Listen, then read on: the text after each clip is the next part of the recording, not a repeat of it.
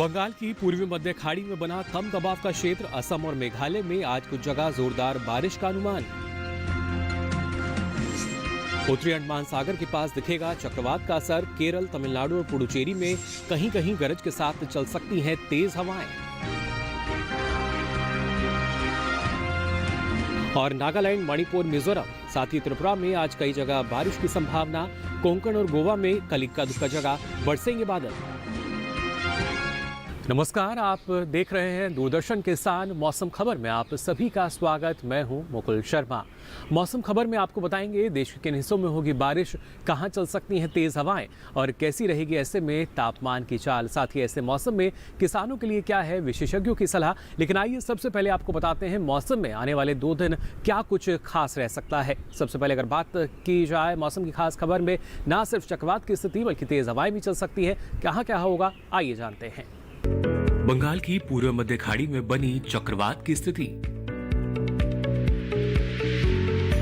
उत्तरी अंडमान सागर और आसपास के इलाकों में भी दिखेगा चक्रवात का असर। चक्रवात की वजह से आज बंगाल की पूर्वी मध्य खाड़ी में बना कम दबाव का क्षेत्र असम और मेघालय के कुछ हिस्सों में आज तेज बारिश का अनुमान है। नागालैंड, मणिपुर, मिजोरम और त्रिपुरा में 2 दिन कुछ जगह जोरदार बारिश की संभावना है। 2 दिन पूर्वोत्तर के राज्यों में भी गरज के साथ तेज हवाएं चलने के भी आसार हैं। असम और मेघालय में भी कहीं कहीं बिजली चमकने के साथ ही तेज हवाएं चलने का अनुमान है। 2 दिन केरल के कुछ इलाकों में भी गरज के साथ तेज हवाएं चलने की संभावना है। इसी तरह की तेज हवाएं तमिलनाडु और पुडुचेरी में भी चल सकती हैं। दक्षिणी आंतरिक कर्नाटक में कल कुछ स्थानों पर तेज हवाओं के साथ बिजली चमकने की संभावना है। तो जाना आपने क्या कुछ खास रह सकता है मौसम में। अब बढ़ते हैं आगे बुलेटिन में और बात करते हैं बारिश की स्थिति की। खासतौर से उत्तर भारत की अगर बात करें तो यहाँ फिलहाल मौसम साफ बना रहेगा, जबकि दक्षिण भारत में बारिश की संभावना जताई गई है। इसके अलावा देश के अलग अलग हिस्सों की अगर बात की जाए, कहाँ कहाँ बारिश की संभावना बनी हुई है और कहाँ कहाँ मौसम साफ बना रहेगा, आइए जान लेते हैं इस रिपोर्ट में। भारत मौसम विज्ञान विभाग के अनुसार पूर्वोत्तर भारत के नागालैंड, मणिपुर, मिजोरम और त्रिपुरा में आज कई जगह तो कल कुछ स्थानों पर बारिश का अनुमान है, जबकि अरुणाचल प्रदेश, असम और मेघालय में 2 दिन कहीं कहीं बारिश की संभावना है। उप हिमालय, पश्चिम बंगाल और सिक्किम में आज और कल बारिश नहीं होगी, जबकि गांगे पश्चिम बंगाल में आज और कल इक्का दुक्का जगह पानी बरस सकता है। बिहार और झारखंड में 2 दिन मौसम साफ रहेगा। हालांकि ओडिशा में कल अलग अलग जगहों पर बादल बरसने की संभावना है। मध्य भारत की बात करें तो 2 दिन छत्तीसगढ़, पश्चिमी और पूर्वी मध्य प्रदेश में भी बारिश नहीं होगी। पश्चिमी भारत के गुजरात, सौराष्ट्र और कच्छ में भी 2 दिन बादल नहीं बरसेंगे। वहीं मध्य महाराष्ट्र, मराठवाड़ा और विदर्भ में भी फिलहाल बारिश की संभावना नहीं है, जबकि कोंकण और गोवा में कल कुछ स्थानों पर बारिश हो सकती है। उधर दक्षिण भारत के तटीय और दक्षिणी आंतरिक कर्नाटक में 2 दिन कहीं कहीं पानी बरस सकता है। वहीं उत्तरी आंतरिक कर्नाटक में कल इक्का दुक्का जगह बारिश की संभावना है। केरल में आज और कल कुछ स्थानों पर बादल बरस सकते हैं। 2 दिन तमिलनाडु और पुडुचेरी में भी कहीं कहीं बारिश के आसार हैं। तटीय आंध्र प्रदेश में भी आज और कल इक्का दुक्का जगह बारिश की संभावना है, लेकिन तेलंगाना और रायलसीमा में 2 दिन बारिश नहीं होगी।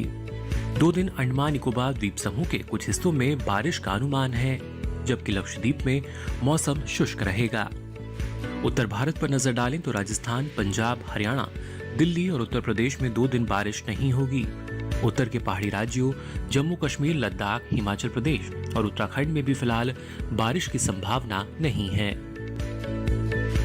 तो जाना आपने बारिश की स्थिति क्या रह सकती है अगले 2 दिनों के दौरान। अब बढ़ते हैं आगे और बात करते हैं पिछले 24 घंटों के दौरान देश के किन हिस्सों में बारिश दर्ज की गई और कहां कहां तेज हवाएं चलीं।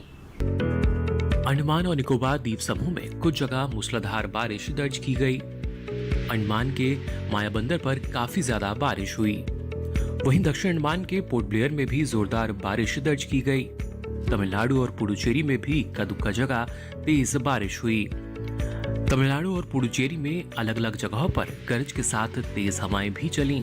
साथ ही अंडमान निकोबार द्वीप समूह में भी कुछ स्थानों पर तेज हवाएं दर्ज की गईं। तो जानिए आपने बारिश और तेज हवाओं की स्थिति। अब आइए आगे बढ़ते हैं और बात करते हैं तापमान की। जी हाँ, देश के अलग अलग हिस्सों में अधिकतम और न्यूनतम तापमान की स्थिति क्या दर्ज की गई और किस शहर में रहा अधिकतम तापमान, साथ ही न्यूनतम तापमान कौन से इलाके में दर्ज किया गया, बताएंगे आपको। लेकिन आइए सबसे पहले बात करते हैं अधिकतम तापमान की स्थिति की। नागालैंड, मणिपुर, मिजोरम और त्रिपुरा में कई जगह अधिकतम तापमान सामान्य की तुलना में 3 से 5 डिग्री सेल्सियस अधिक रहा। अरुणाचल प्रदेश, असम और मेघालय के कुछ हिस्सों में भी अधिकतम तापमान सामान्य से 3 से 5 डिग्री सेल्सियस अधिक दर्ज किया गया। इसी तरह का अधिकतम तापमान पश्चिम बंगाल और सिक्किम के कुछ इलाकों में भी देखने को मिला। वहीं झारखंड में कुछ स्थानों पर अधिकतम तापमान सामान्य के मुकाबले 3 से 5 डिग्री सेल्सियस अधिक रहा। उधर दक्षिण भारत के तमिलनाडु, पुडुचेरी और तटीय आंध्र प्रदेश में कहीं कहीं तापमान सामान्य से 3 से 5 डिग्री सेल्सियस ऊपर रहा, जबकि तेलंगाना में कुछ जगह अधिकतम तापमान सामान्य के मुकाबले 1.5 से 3 डिग्री सेल्सियस अधिक दर्ज किया गया। रायलसीमा और केरल के कई हिस्सों में भी अधिकतम तापमान सामान्य की तुलना में 1.5 से 3 डिग्री सेल्सियस ज्यादा रहा। ओडिशा में भी कहीं कहीं तापमान की यही स्थिति दर्ज की गई। इसके अलावा मध्य प्रदेश और विदर्भ के कुछ इलाकों में अधिकतम तापमान सामान्य से 1.5 से 3 डिग्री सेल्सियस ऊपर रहा। इसके विपरीत हरियाणा और दिल्ली में कुछ जगह अधिकतम तापमान सामान्य की तुलना में 1.5 से 3 डिग्री सेल्सियस कम दर्ज किया गया। सौराष्ट्र और कच्छ में भी इक्का दुक्का जगह अधिकतम तापमान सामान्य के मुकाबले 1.5 से 3 डिग्री सेल्सियस नीचे रहा। सबसे अधिक तापमान गुजरात के बलसर में दर्ज किया गया। यहाँ तापमान रहा 37 डिग्री सेल्सियस। न्यूनतम तापमान की बात करें तो नागालैंड, मणिपुर, मिजोरम और त्रिपुरा के अधिकतर इलाकों में न्यूनतम तापमान सामान्य के मुकाबले 3 से 5 डिग्री सेल्सियस अधिक रहा। असम, मेघालय, उप हिमालय, पश्चिम बंगाल और सिक्किम में भी कहीं कहीं न्यूनतम तापमान की यही स्थिति नजर आई। पश्चिम मध्य प्रदेश में कुछ जगह न्यूनतम तापमान सामान्य की तुलना में 3 से 5 डिग्री सेल्सियस अधिक दर्ज किया गया, जबकि पूर्वी मध्य प्रदेश और पश्चिमी राजस्थान में कहीं कहीं न्यूनतम तापमान सामान्य से 1.5 से 3 डिग्री सेल्सियस अधिक रहा। उत्तरी कर्नाटक में कई जगह तो दक्षिणी आंतरिक कर्नाटक में कुछ जगह न्यूनतम तापमान सामान्य के मुकाबले 1.5 से 3 डिग्री सेल्सियस अधिक रहा।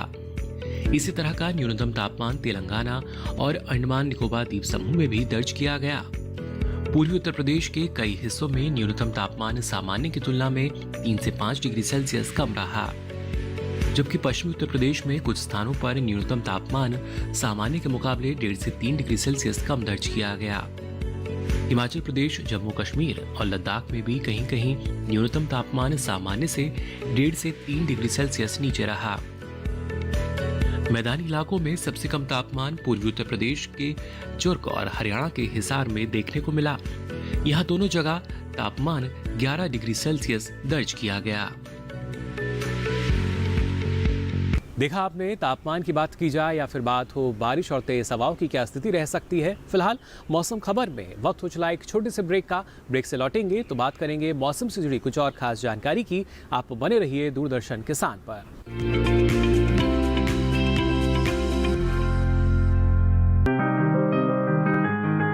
बीमारियों से कैसे बचेगी फसल, मवेशियों की मुश्किलों का क्या है हल, कहां से लाएं बीज, कितनी लगेगी खाद, किसानों के हर फोन का विशेषज्ञ देंगे जवाब। देखिए हेलो किसान लाइव सोमवार से शुक्रवार शाम 6 बजे।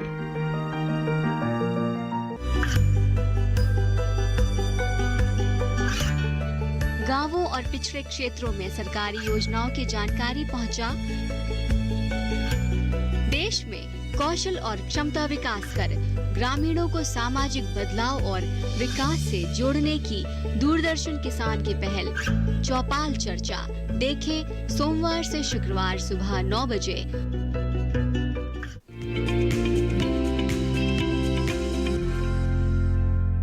ब्रेक के बाद आप सभी का एक बार फिर स्वागत मौसम खबर में।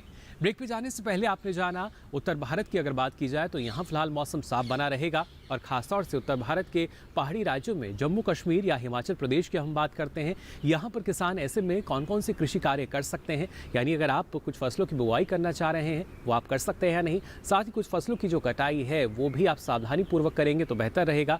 मौसम के लिहाज से कौन कौन से कृषि कार्य आप कर सकते हैं, आइए जान लेते हैं इस रिपोर्ट में।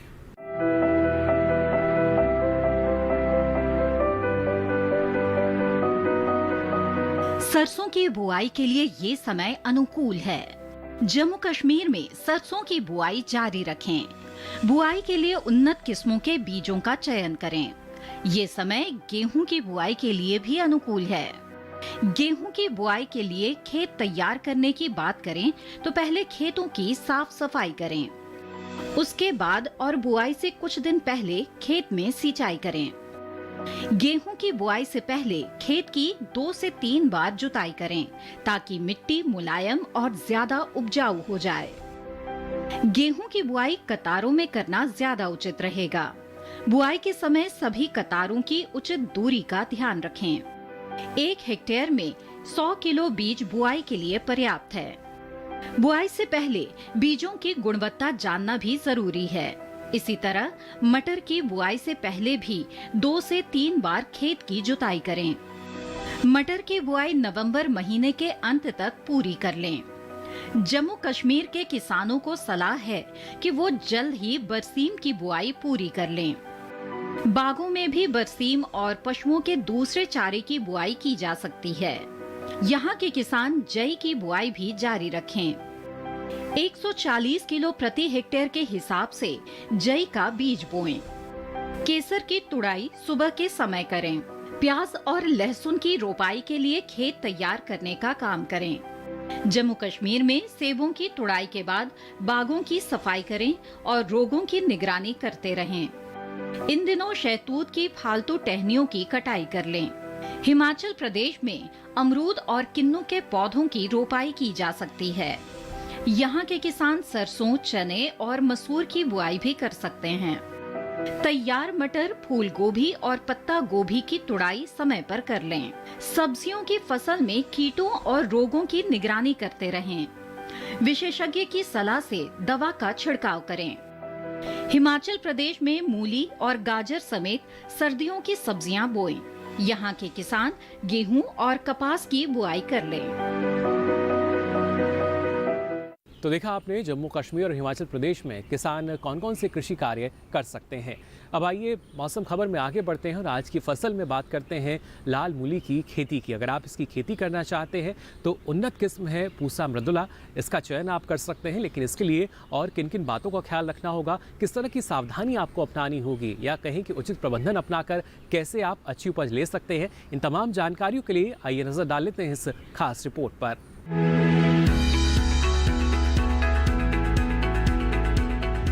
ये समय लाल मूली की बुआई के लिए काफी बेहतर है। इस समय किसान मूली की पूसा मृदुला किस्म लगा सकते हैं।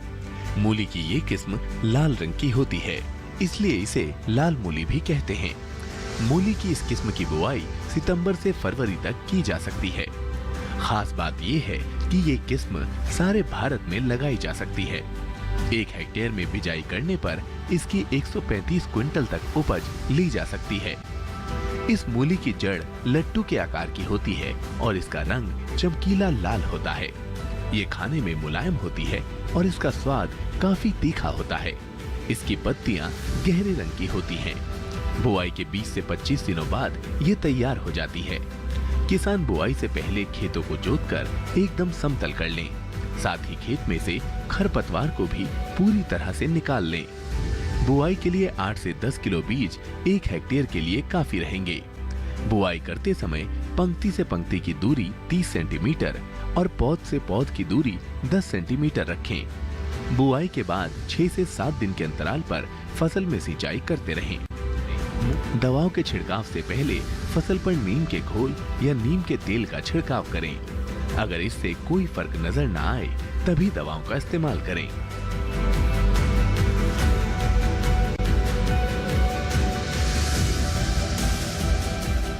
तो तो जाना आपने सफलतापूर्वक लाल मूली की खेती आप कैसे कर सकते हैं। अब आइए बुलेटिन में आगे बढ़ते हैं और आपको बताते हैं मौसम के लिहाज से पंजाब और हरियाणा की अगर बात की जाए, यहाँ किसान कौन कौन सी कृषि गतिविधियाँ अभी कर सकते हैं। पंजाब की अगर बात करें तो यहाँ पर किसान सरसों और गेहूं की बुआई का काम अभी कर सकते हैं।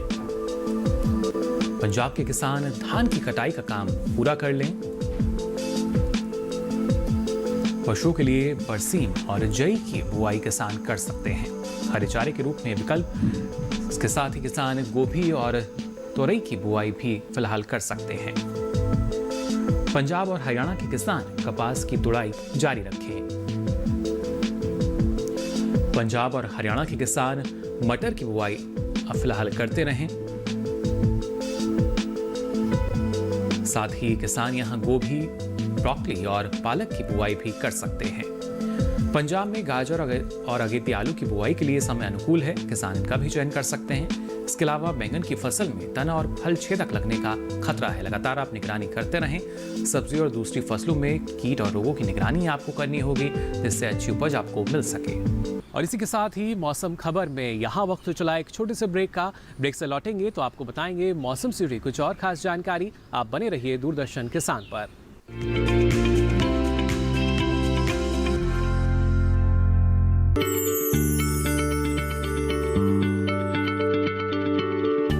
क्या आप किसी बीमारी से परेशान हैं? चाहते हैं डॉक्टर की सलाह? तो हम हैं आपके साथ, बताएंगे आपको जीने की राह। समस्याएं आपकी, समाधान देश के मशहूर विशेषज्ञों के। घर बैठे बात करें देश के जाने माने डॉक्टरों से।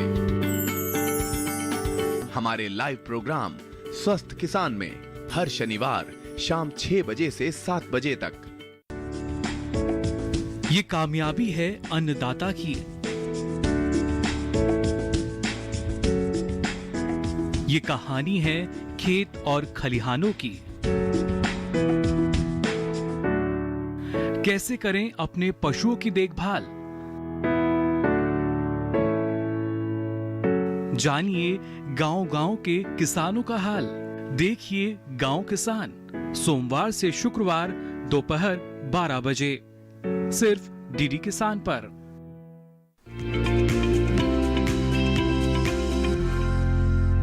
ब्रेक के बाद आप सभी का एक बार फिर स्वागत मौसम खबर में। अब आइए आगे बढ़ते हैं और खासतौर से बात करते हैं आंध्र प्रदेश की, क्योंकि यहाँ पर लगातार बारिश की संभावना पहले जताई गई थी और अभी भी दक्षिण भारत के कुछ एक राज्यों में बारिश हो रही है। लेकिन आंध्र प्रदेश या फिर हम तटीय आंध्र प्रदेश की अगर बात करते हैं, यहाँ के किसान कौन कौन से कृषि कार्य अभी कर सकते हैं मौसम को ध्यान में रखते हुए, आइए जानते हैं।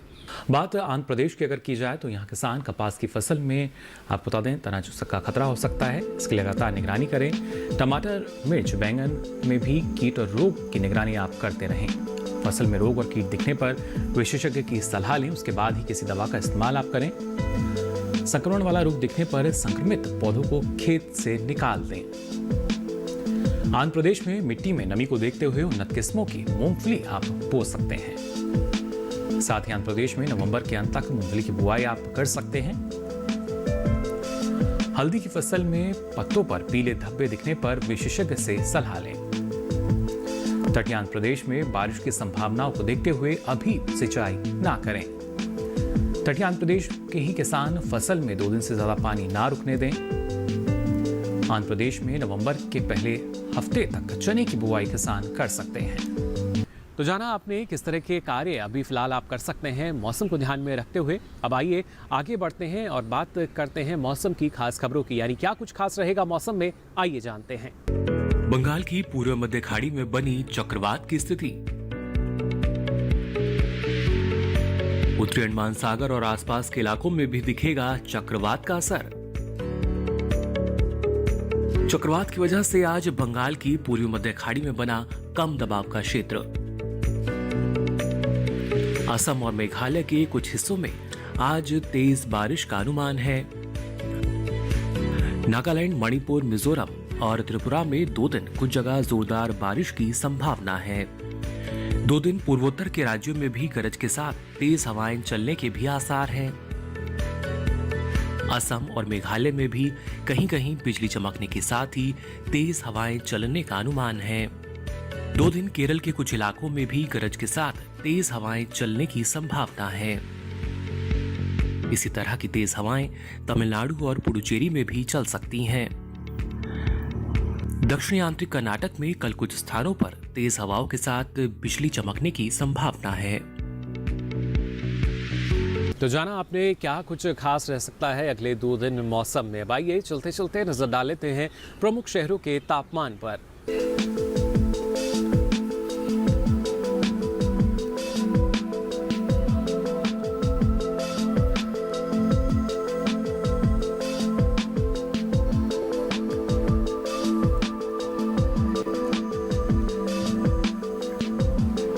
तो आज मौसम खबर में आपने जाना ना सिर्फ बारिश, तापमान, इसके साथ साथ तेज हवाओं की स्थिति आने वाले 2 दिनों में क्या रह सकती है। मौसम की ताज़ा जानकारी के साथ फिर होंगे हाजिर। तब तक के लिए दीजिए इजाज़त। नमस्कार।